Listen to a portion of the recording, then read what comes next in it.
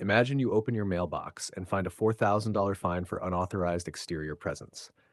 Your crime? Sitting on your own porch. Imagine a woman in pearls standing on your lawn, clipboard in hand, smiling like she owns the air you breathe.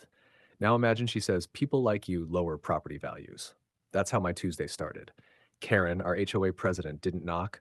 She didn't greet. She announced, "You've been warned before." I hadn't, but she said it loud enough for the neighbors to hear. Humiliation is loud, especially when it's performed. She walked away slowly, like she had just won something. What she didn't know, I hadn't even unpacked fully, and she had just made the worst mistake of her career. Welcome to the HOA Tales, where entitlement always backfires, smart wins, loud loses. Every time. If you love sweet revenge served intelligently, you're in the right place. But before we continue, tell us where you are watching from. It makes us happy to see how far our stories travel. Please like, comment, share, and subscribe. Now, here's what Karen didn't know. That porch she fined me for, it was about to host a visitor she could never silence. And when that black SUV pulled into the neighborhood 3 days later, Karen's pearls stopped shining. Karen didn't believe in subtlety. The next morning, she escalated. A neon violation sticker appeared on my mailbox. Crooked, dramatic, unnecessary.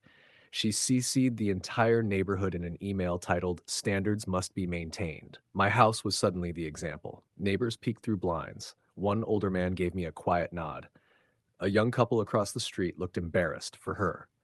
Karen, meanwhile, held an emergency curb appeal inspection on a Wednesday at noon. Who does that?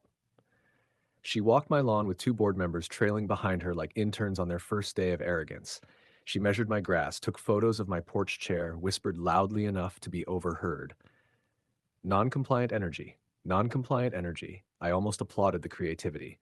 Then she said it again, louder. "We worked too hard to keep this neighborhood exclusive." There it was. Not about paint. Not about grass. Exclusive. That word hung in the air like cheap perfume. What Karen didn't know? I had already made one phone call after that porch stunt, a quiet one, not to a lawyer, not yet. 3 days later, at precisely 4:17 p.m., while Karen was mid-speech about protecting community integrity, the same black SUV rolled in. This time it didn't park discreetly. It pulled right onto the curb beside her. The driver stepped out first. Then the passenger door opened. And the man who stepped out, Karen's smile collapsed so fast it was almost athletic, because she knew him, and he definitely knew her. Karen froze, not confused, recognizing, because stepping out of that black SUV wasn't just a city official with a badge and a driver. It was the mayor of this city, and he wasn't here by accident. He stepped onto the curb slowly, adjusting his cufflinks, scanning the little spectacle Karen had staged. Folding table, violation notices, neighbors gathered like an audience to a public execution. Then his eyes landed on me. His expression broke into something dangerously calm. "Still writing porch tickets, cousin." The word hit harder than any fine she'd issued. Cousin. The air shifted. The neighbors looked at me differently now. Not pitiful, not curious, aware. Karen attempted a smile, but it trembled at the edges.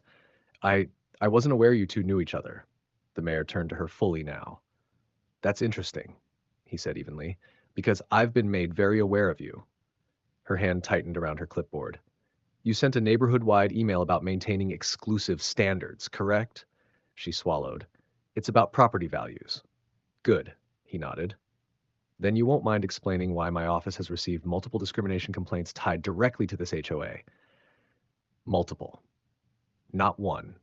The two board members behind her stepped backward, physically, creating space, distance from impact. Karen's voice dropped. "This is a misunderstanding." The mayor's smile disappeared. "Perfect," he said. "Then a full city audit will clear that up."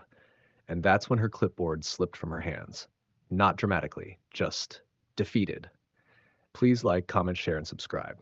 Karen didn't argue. She couldn't. Because when power is fake, it collapses quietly. The mayor didn't raise his voice. He didn't threaten. He simply asked questions. Calm, surgical, undeniable. Why were fines disproportionately issued to newer homeowners? Why were meetings held without proper quorum? Why were warning notices skipped in certain cases? Each question peeled something off her authority. Layer by layer, neighbors began murmuring, not gossiping, realizing. The older man who once nodded at me stepped forward. "I was fined for my flag," he said softly. A young mother added, "I was told my kids were too loud for community standards." Karen looked around, searching for loyalty. But fear-built loyalty evaporates under light.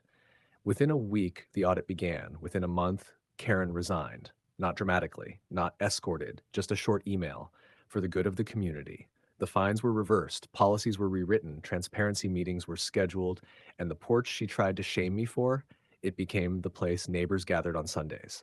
Coffee, laughter, conversations. No exclusivity, just community. The mayor stopped by once more before everything settled. He smiled at me and said, "Funny how quiet intelligence wins."